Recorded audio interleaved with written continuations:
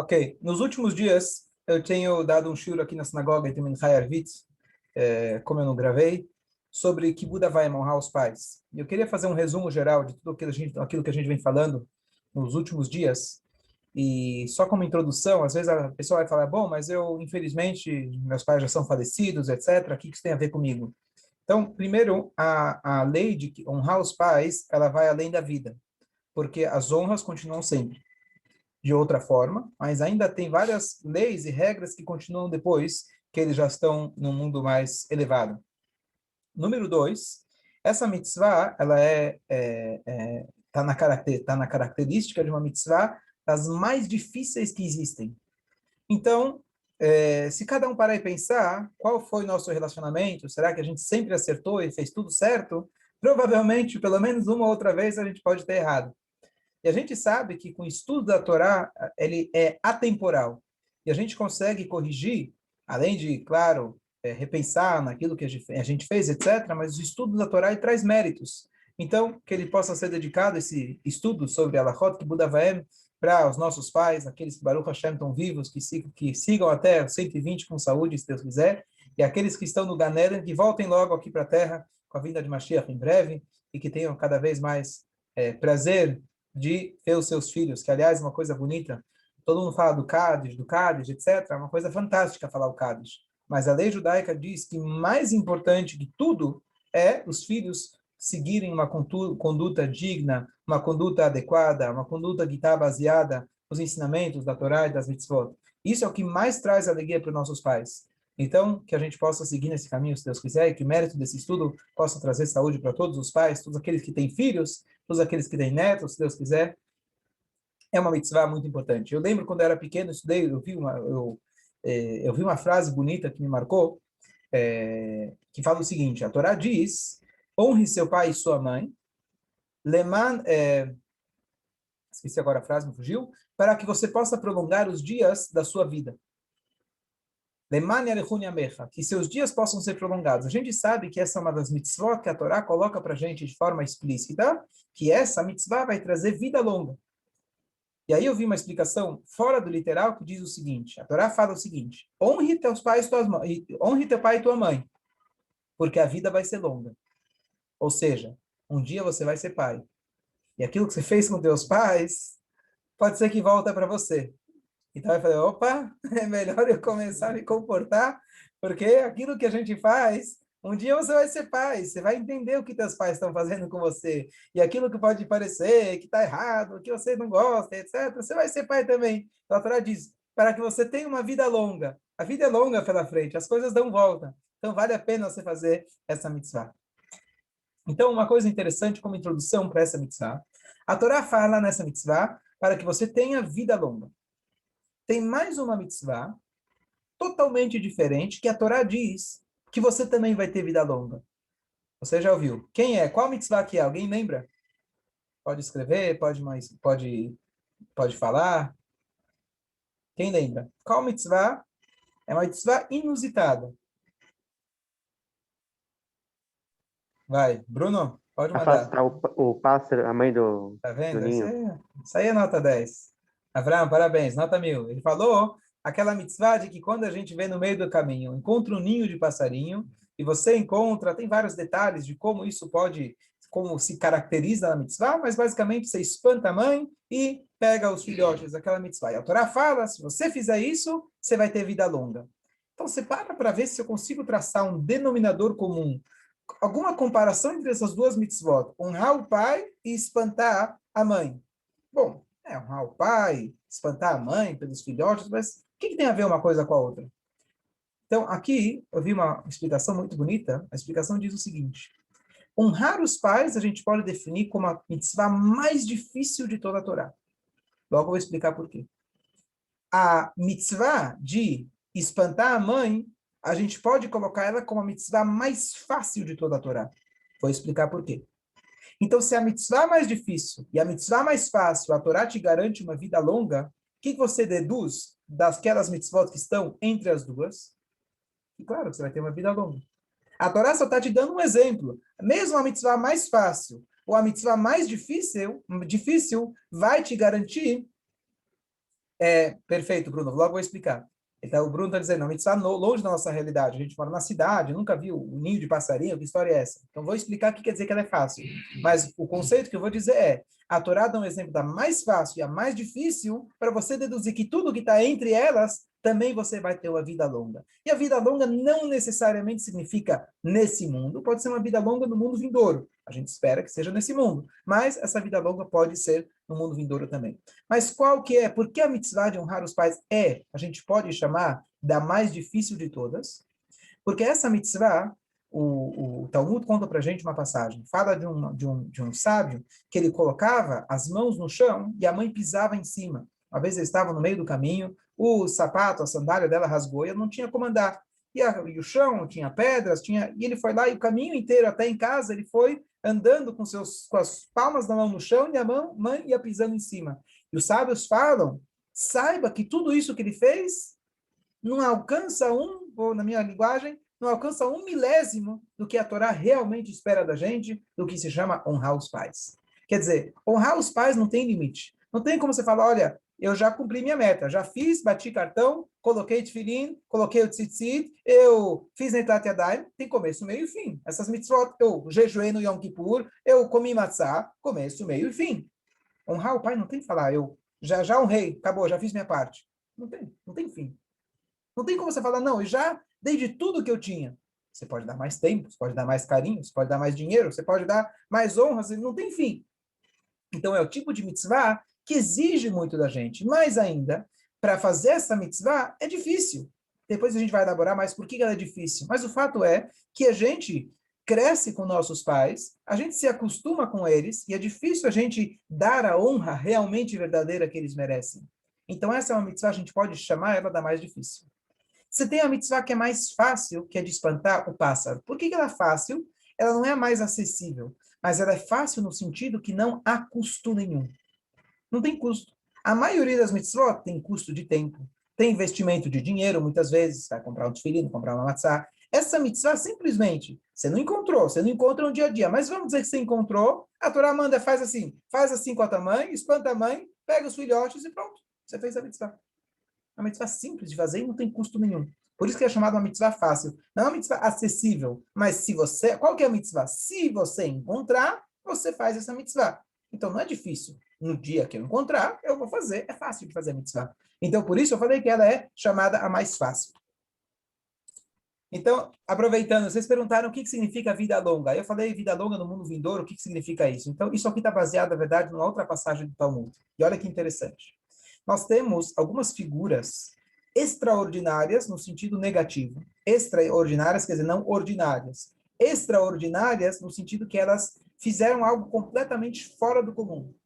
Grandes sábios, tivemos alguns, sei lá, poucos ao longo da história, que em algum momento eles viraram, Deus o livre, grandes perversos.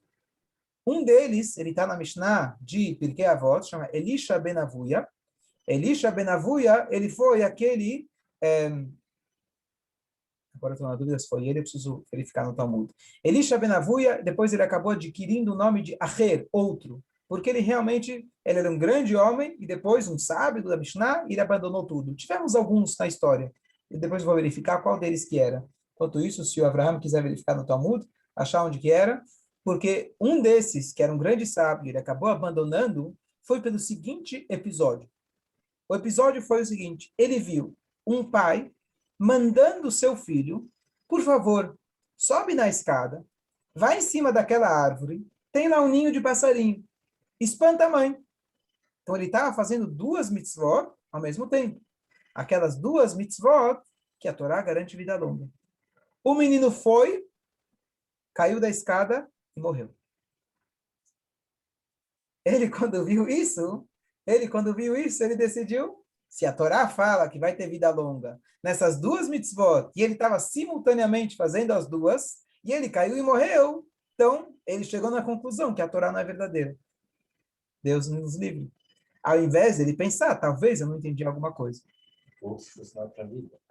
Então, o Talmud, perfeito, então eu já falei a resposta. Então, o Talmud, depois ele comenta, ele fala, você precisa saber interpretar a Torá.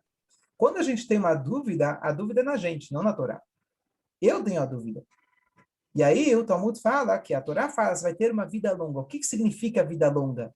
A vida eterna, pode ser nesse mundo, tomara que seja, mas a vida eterna, que é a vida que a gente fala é a vida verdadeira, é no Olam Abá. Esse mundo, diz o Pirkei Avot, é um corredor para o mundo vindouro. Ninguém está com pressa para chegar lá, mas lá é uma vida eterna. Aqui a gente se prende a um corpo físico, a vontades físicas, tudo tem começo, meio e fim, certo? Igual a moda, vai, vira, volta e vem, certo? 4 vezes. Você trabalha com moda, né? Vai e volta.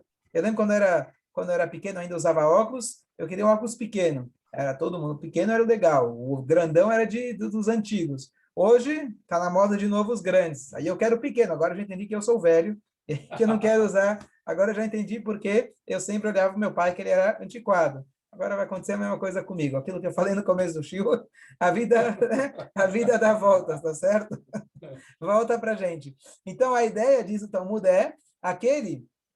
Então, não necessariamente significa uma vida longa nesse mundo. Vida longa no mundo vindouro. Ou seja, Deus vai te reservar uma vida verdadeira. Lá a vida não é algo limitado, não é algo com o começo, 70, 80, 90, 120 anos. Lá é uma vida eterna e você vai desfrutar dessa vida eterna de uma maneira extra, de uma maneira especial, porque você foi lá e cumpriu essa mitzvah. E como eu falei, não é só essa mitzvah. Qualquer uma das mitzvot, quando a gente cumpre elas, a gente está garantindo para a gente uma vida eterna.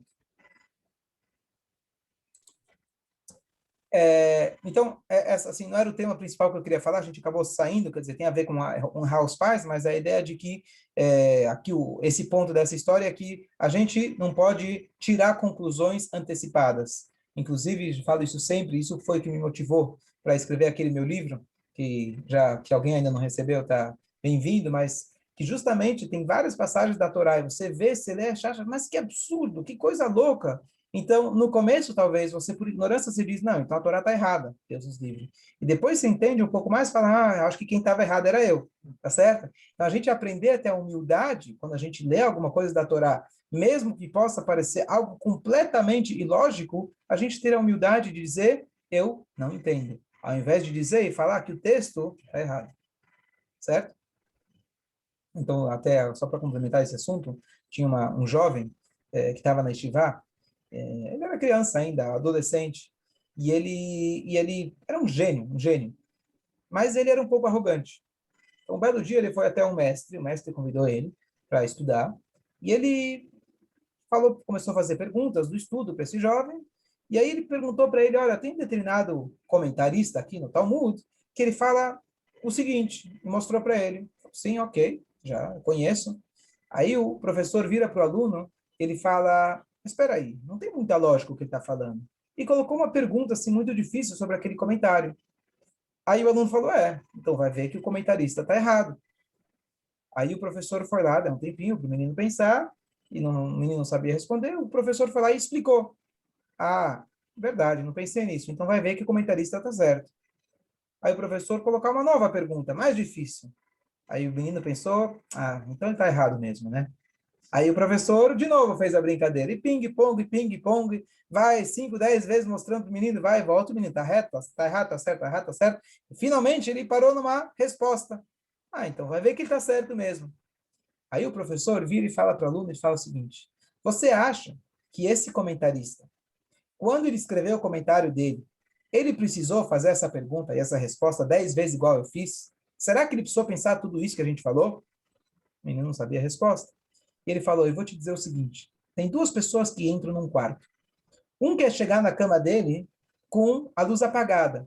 Então ele tropeça no abajur, ele bate a cabeça no móvel, ele bate no armário, até que ele chega aos trancos e barrancos e encontra a cama. Esse é um. Tem outro que acende a luz. Quando ele acende a luz, ele vai direto. Ele não precisa bater. O sábio, ele tem a luz acesa. Então ele vai direto. Ele não precisa dessa pergunta para essa resposta. Querendo dizer ao aluno, com esse exercício que ele fez com ele mental, mostrando para ele, você acha que você tem o direito? Você acha que você está na altura de dizer, você, seu moleque, querendo dizer, esse está certo, esse está errado, eu sei melhor?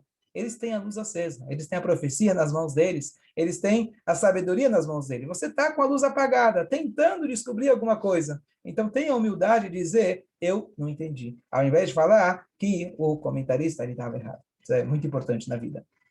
Certo? Ok, vamos só agora, mais um pensamento muito bonito que eu estava vendo, que para mim também foi uma novidade, quando estava relendo esse assunto, super interessante. Que eu contei uma história muito bonita que fala o seguinte: qual é o animal mais inteligente do mundo? Vai. Qual é o animal mais inteligente? Qual é o animal, me deixa eu melhorar a pergunta. Qual é o animal que melhor você pode treinar ele? Treinar, domesticar, treinar, fazer com que ele faça coisas parecidas com o ser humano. Qual é o animal que mais consegue fazer isso? Macaco. Golfinho. Golfinho. Quem? Vai, Mordecai? Macaco. Macaco. Macaco. O golfinho ele não tem as patas e, né, as mãos e Não, pés. o golfinho é inteligente, mas ele não tem o raciocínio igual do o humano. Já provaram que o macaco ele tem as células de raciocínio muito parecido com o ser humano, que Muito ele parecido com o ser repete o humano. teu. Perfeito. É. Macaco. E dentro dos macacos tem o orangotango. O orangotango, eu vi uma vez uma pesquisa muito interessante. Tem um que ele tem, já eles vivem muitos anos, 40, 50 anos, mais que a maioria dos animais. E eles, dá para você treinar, tem um famoso nos Estados Unidos, você pode depois procurar aí no YouTube, que a mulher ensinou para ele desde criança, desde que ele era bem pequeno, a língua de surdo e mudo, e ele é capaz, sem ser capaz de se comunicar com ele, bastante coisa. Bom, muito bom, interessante. O que o Rabino está falando? O que tem a ver com o nosso shiur? E aí eu estava ouvindo um shiur muito interessante. E aí o Rabino falou o seguinte, espera aí, se eles são capazes, vamos dizer que eles têm metade da nossa inteligência, um terço da nossa inteligência. O homem já chegou na Lua. Por que eles não são capazes de inventar um carro? Por que eles não são capazes de inventar qualquer coisa? Por que eles não vão para frente? Ele deixou os alunos pensarem e ele respondeu, ele falou, tem um motivo muito simples. Porque eles, quando você educa, você treina um orangotango por 40 anos, ele adquiriu todo aquele conhecimento parecido com o ser humano. Quando ele tiver um bebê, você vai precisar começar tudo aquilo do zero. Eles não conseguem passar a informação de pai para filho. Então, eles não acumulam a informação.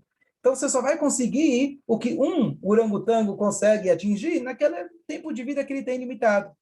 O ser humano tem a capacidade de se comunicar. E olha que interessante. A Kabbalah divide os reinos entre o reino mineral, vegetal, animal. Qual que é o próximo? As pessoas falam humanos. A linguagem é o ser falante. Aí você pergunta, ser falante? O papagaio também fala. Os animais também se comunicam. A nossa vantagem sobre os animais é a inteligência? Errado. A nossa vantagem sobre os animais não é a inteligência. É a nossa capacidade de passar para frente.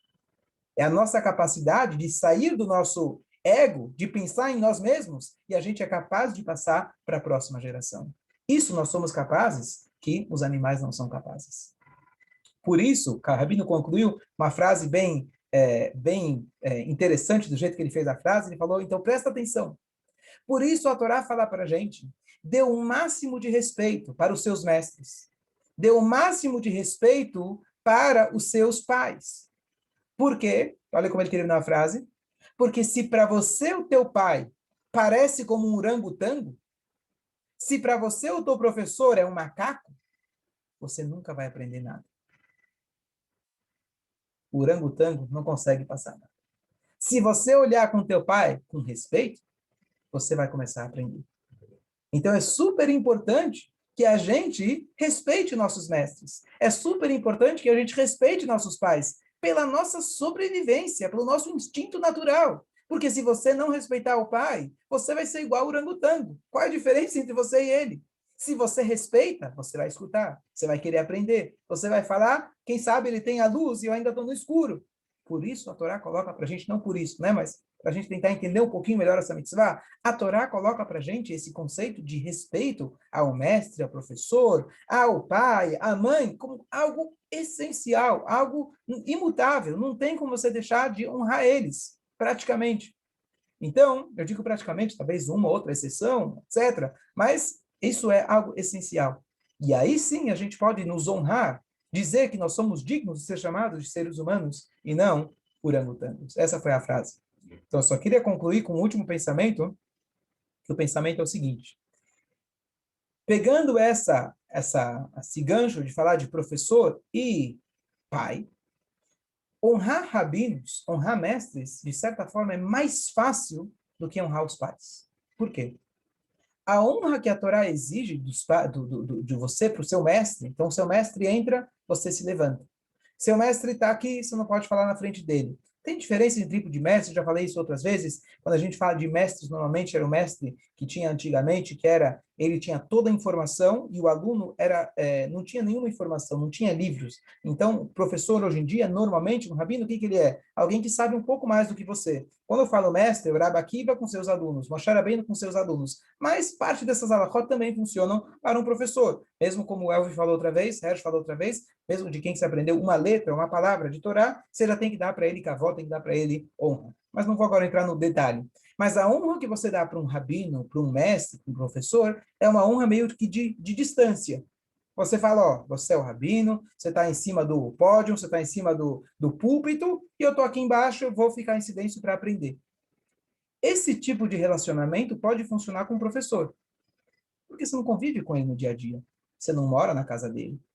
Agora, com teu pai, com a tua mãe, não dá para viver assim. Não tem como você viver com o pai e ele é teu pai. Então, inclusive, o que está escrito? Você deve chamar o seu pai de senhor e senhora, ou você deve chamar seu pai de você? Então, depende. De forma geral, depende o país que você está, qual que é a maneira mais adequada, mas ele traz um paralelo entre Yaakov e Esav. Yaakov e Esav são dois filhos que vieram pegar as brachot do pai. O pai queria abençoar o filho malvado. E aí o filho Yitzhak, a mãe falou, vai na frente. O filho Yaakov e Esav. Eu falei, Yitzhak, esse é bom. Yitzhak queria abençoar os dois, o filho, o Esav. O Yaakov foi na frente, que o Yaakov é o nosso pai, o nosso pai das 12 tribos. Ele foi na frente. E aqui a gente observa a linguagem que cada um usou com o pai.